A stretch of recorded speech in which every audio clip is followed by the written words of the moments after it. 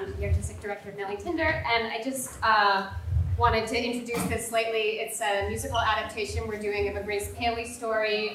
It's very much a work in progress, and we're about only a quarter of the way through the story, I'd say. So that's all.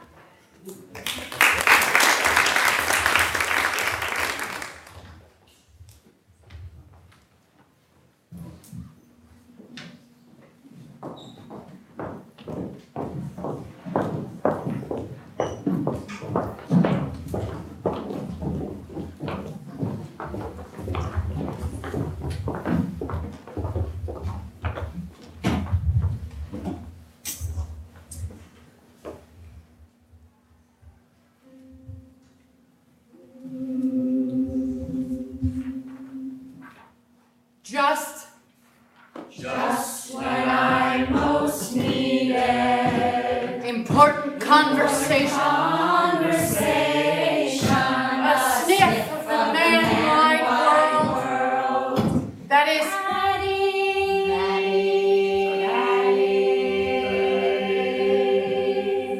at least one. Rainy companion. Who could translate my friendly language into his tongue, to his tongue, undying carnal. I was forced to lounge in the park surrounded by children. Oh, the children were there, and wherever the children ran, their mothers stopped to talk. What a place in democratic time. One God, who is king of the Jews, who unravels the stars, who unravels the stars, who unravels the stars.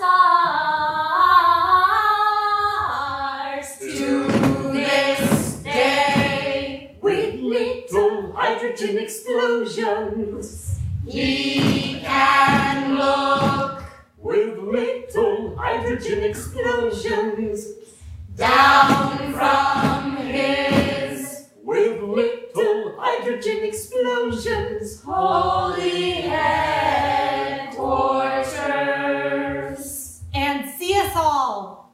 He sees south into Brooklyn. How Prospect Park lies in its sand-rooted trees among police, and beyond us north to Central Park.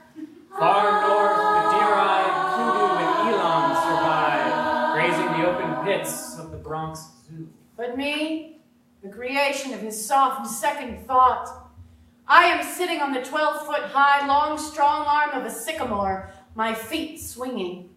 And I can only see Kitty, a co-worker in the mother trade, a top-notch craftsman. She is below, leaning on my tree, rumpled in a black cotton skirt made of shroud remnants at about 14 cents a yard.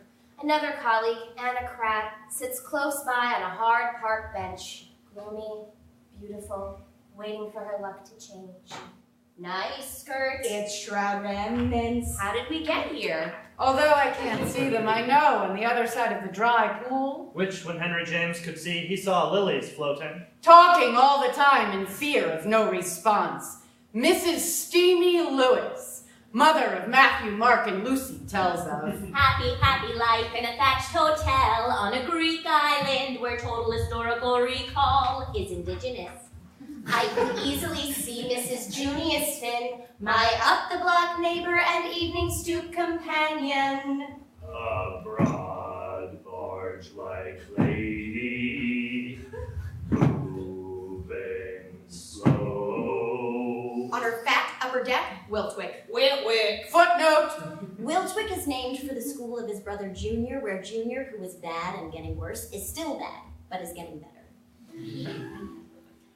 As man is perfectible,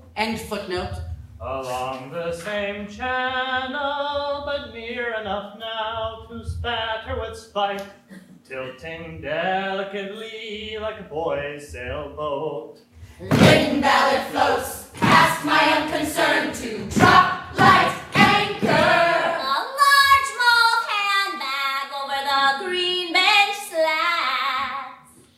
She sighs and looks up to see What, if anything, the heavens are telling? in this way once a week. Toes in, head high and in three-quarter turn. Arms at her side, she rests. Quiet and expensive. She never grabs another mother's kid when he falls and cries. Her particular Michael on his little red bike rides round and round the sandbox as she dreams of Private midnight. like a model. I'm too close to the subject to remark. Kitty and I are nothing like Lynn Ballard. You will see Kitty's darling face as I tell her slowly. But me, quick, what am I? Not bad. If you're a basement shopper, On my face are a dozen messages. Easy to read. strictly for friends, Bargains galore. I admit it now. I have always required a man to be dependent on, even when it appeared that I had one already. I own two small boys whose dependence on me takes up my lumpen time and bourgeois feeling. I am not ashamed to say I tie their shoes and have wiped their backsides,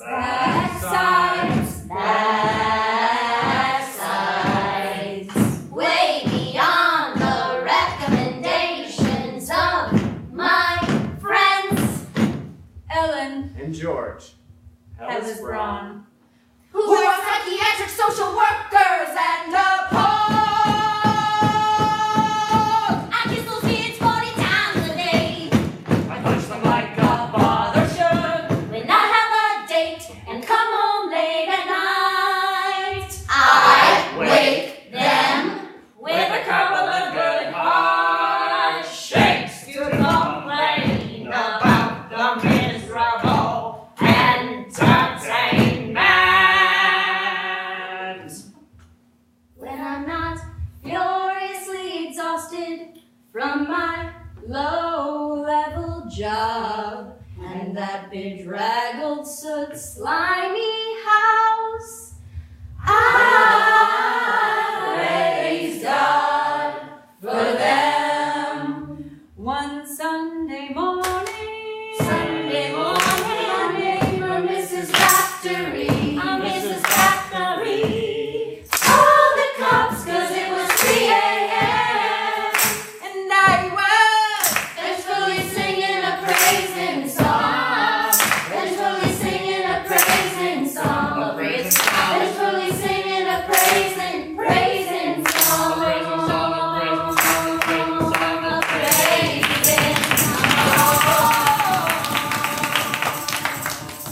Since I have already mentioned singing, I have to tell you it is not Sunday. For this reason, all our blue-eyed, boy-faced policemen are worried. They can see a lot of our high school kids are planning to lug their guitar cases around all day long. They're worried that some of them might decide to strum and sing a mountain melody, or that several, a gang, might gather to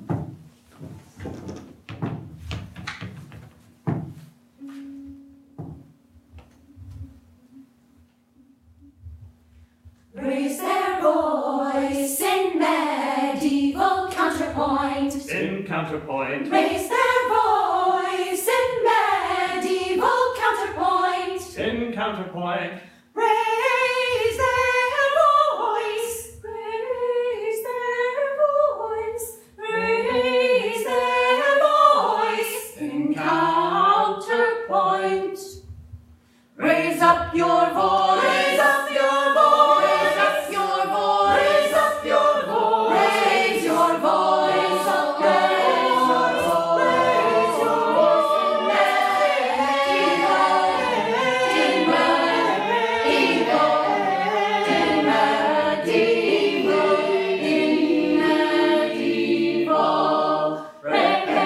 Raise your voice in medieval.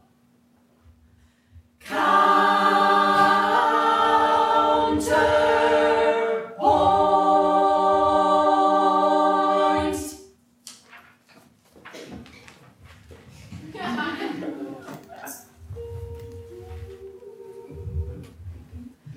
Oh, your strangeness breaks my heart, yet must I not complain. To persuade me, 'tis but art which secret love must feign. If another you are fed, 'tis but a try to avoid space. This spirit losing. Oh no, oh no, oh no, oh no, oh no, oh no, oh no, all is abusing. Question. Does the world know? Does the average freedman realize that except for Few on hours. Sunday afternoon, the playing of fretted instruments is banned by Municipal decree. Absolutely forbidden is the song of the flute and the oboe. Answer. Explanation.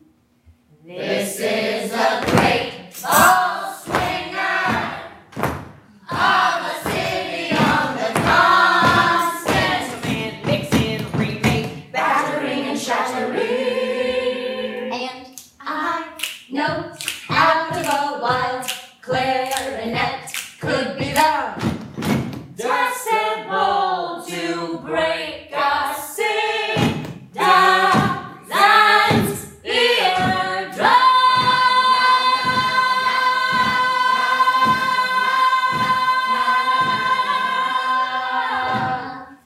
But what if you were a city-loving planner leaning on your drawing board? Tears would drop to the delicate drafting sheets. Well, you won't be pulled in for whistling, and here come the whistlers, the young Saturday fathers, open-shirted and ambitious, and large. They are trying to get somewhere and have to go to after parties. Then the older fathers trot in, just a few minutes slower. Their faces scraped to a clean smile, every one of them wearing a fine gray head and eager eyes. His breath caught, his hand held by the Baby daughter of a third intelligent marriage. One of them passing my tree stubs his toe on Kitty's sandal. He shades his eyes to look up at me against my son. That is, Alex O'Steele. Who was a man organizing men strikes on Ocean Parkway when I was a Pony Islander. Oh, now it's my mother's socialist will. Hey, Faith, how's the world? Heard anything from Ricardo? I answer him in lecture form. Alex Steele. Sasha. Yes, I have heard from Ricardo. Ricardo, even at the present moment when I am trying to talk to you in a civilized way, Ricardo has rolled his dove gray brain into a glob of spit in order to fly secretly right into my ear, right off the poop deck of Foam Line's World Tour cruise ship. Eastern sunset, he is this minute saying to me. Arcturus rise, Orion fall. Cock proud son of a bitch. Bitch, I mutter. Good. He says, blinking. How are the How are the boys? boys? I make him say. Well, he really wants to know how the boys are. No, I don't. Please don't answer for me. Just make sure they don't get killed crossing the street. That's your job. What? Speak clearly, Faith. You're garbling like you used to. I'm joking. Forget it. But I did hear from him the other day. Out of the pocket of my sternums, I drag a mashed letter with the exotic stamp of a new underdeveloped nation. It is a large stamp with two smiling lions on a field of barbed wire. The letter said! I am not well. I hope I never see another rainforest. Are you still working? Have you seen Ed Smead? He owes me $180. Don't badger him about it if he looks broke. Otherwise, send me some Aguero Verity to Dottie Wasserman, care of Dottie Wasserman. Am living here with her. She's here on a children's mission. Wonderful girl. She reminds me of you 10 years ago. She lives by her principles. I really need the money. Faith, let's have lunch sometime. I work up in these 50s. How are your folks? I hear they put themselves into a home. They're young for that. Listen, I'm the executive director of Incurables, Inc., a fundraising organization. We do wonderful things, Faith. The speed of life-extending developments. By the way, what do you think of this little curly Sharon of mine? Oh, Alex, how old is she? She's a darling. She's a little golden baby. I love her. She's a peach. Of course she's a peach. You like anyone better than you like us. Says my son Richard. Who is jealous because he came first and was deprived at 2 1/2 by his baby brother of my single-hearted love. My friend. Ellie Helles Braun say. Of course, that's a convenient professional lie. A cheap hindsight. As Richard, my oldest son, is brilliant, and I knew it from the beginning when he was a baby all alone with me. And Ricardo, his daddy, was away. Exploring. Some creepy Deep. jungle. We took the ferry to Staten Island. Then we took the ferry to Hoboken. We walked bridges, just he and I. Just he and I. Just he and I.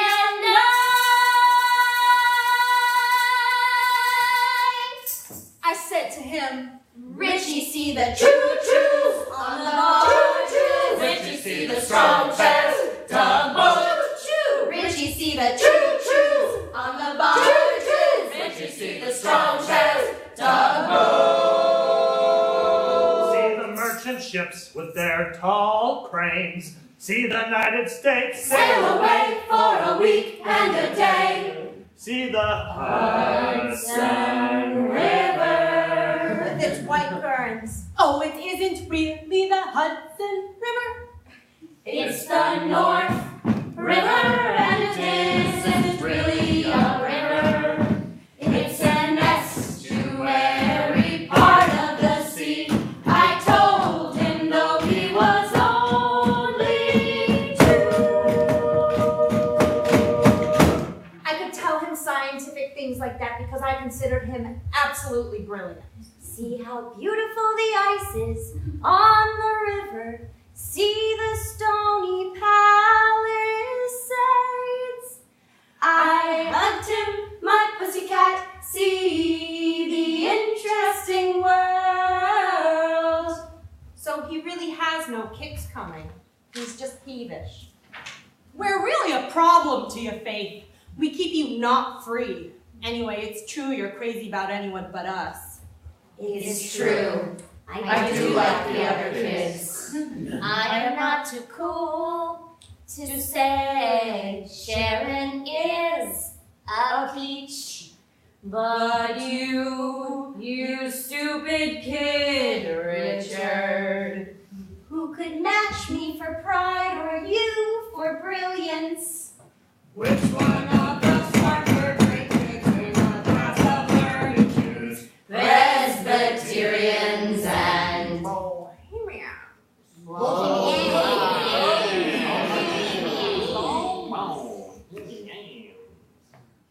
You are one of the two smartest.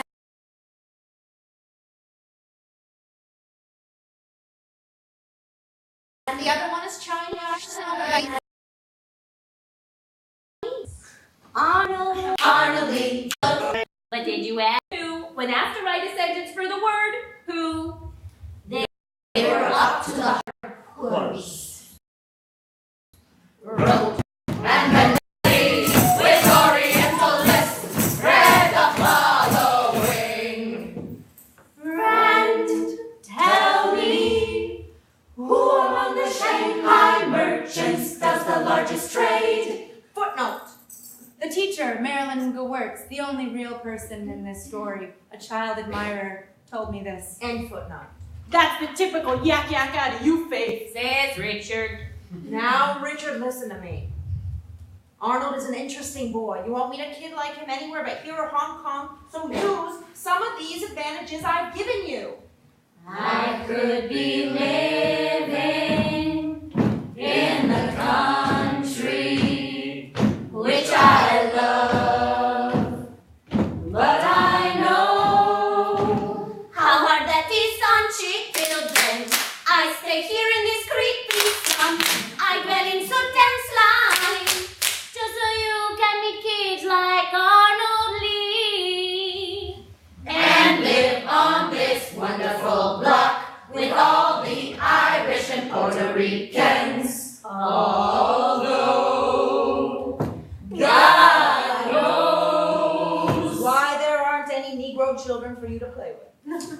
Who needs it? He says just to tease me. All those kids got knives anyway. But you don't care if I get killed much, do you? how can you answer that, boy? You don't have to answer. God didn't give out tongues for that. You answer too much, Faith Asbury, and it shows. Nobody fresher than Richard. Mrs. Finn. I scream in order to be heard, for she's some distance away and doesn't pay attention the way I do. What's so terrible about fresh? What's so terrible about fresh? Evil is bad. Wicked is bad. Robbing, murder, putting heroin in your blood is bad. Evil is bad. Wicked is bad. Evil is bad. Evil is bad. Wicked is bad. Oh, we're gonna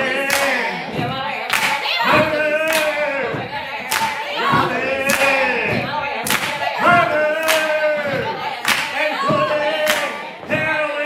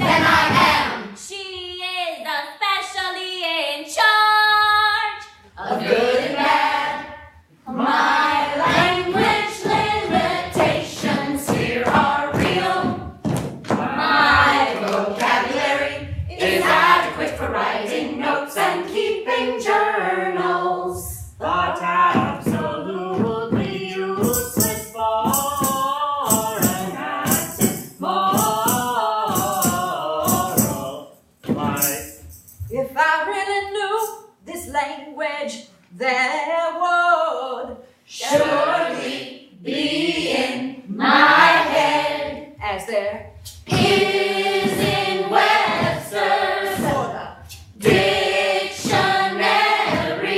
of American Slang. That unreducible verb designed to tell A person like me. what to do next. Something is wrong with the following tenants: Mrs. Finn, Mrs. Raftery, Ginny, and me. Everyone else in our building is on the way up through affluent society, putting 5 to 10 years into low rent before moving to Jersey or Bridgeport.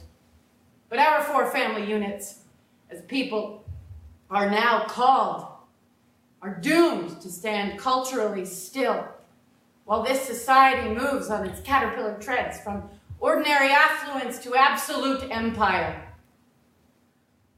Ordinary affluence, Absolute empire. ordinary affluence, Absolute empire. ordinary affluence, Absolute empire. ordinary affluence, Absolute empire. ordinary affluence, Absolute empire. ordinary affluence, Absolute empire. ordinary affluence, Absolute empire. ordinary affluence,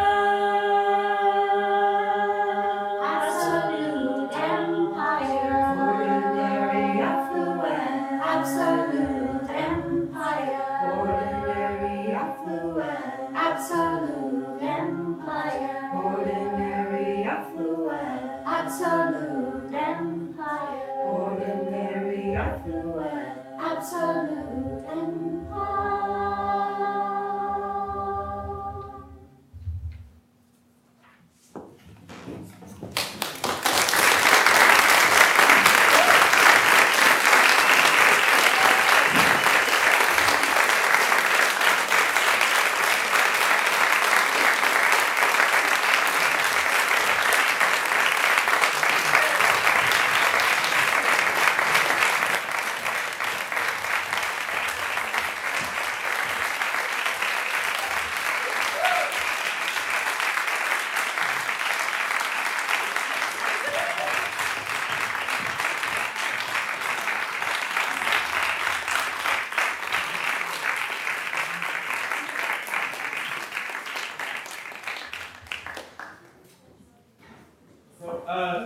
Another round of applause for Julia May Jones.